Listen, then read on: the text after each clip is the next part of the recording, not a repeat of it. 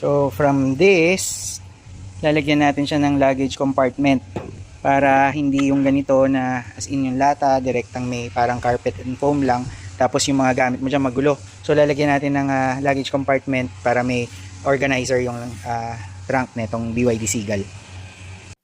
So itong luggage compartment na to para dito sa BYD Seagull, ganito lang siya kasimple.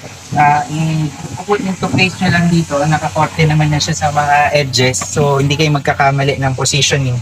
And then, pagka naipatong nyo ng ganyan, ayan, ganyan siya. So organized na yung trunk space ninyo, or compartmentalized na siya para hindi magulo. And then kapag sinara yung ganyan, ayan, ganyan yung itsura. So malinis na malinis yung itsura, naka-organize yung mga gamit ninyo.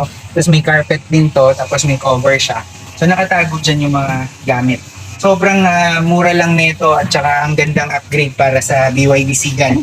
So usually, di ba, yung mga gamit niya nakalagay sa ganitong bag. Provided naman na to ng BYD, kaya lang still magulo pa rin kapag nakalagay dyan. So with this upgrade ng compartment, itong mga to, pwede na nating ilagay dun sa loob ng luggage tab para organize siya. So papakita ko sa inyo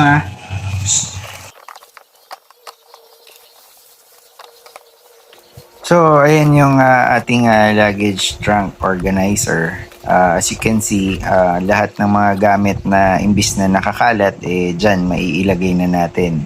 So pagka kailangan nyo to, just send us a PM and we'd be glad to supply it for you.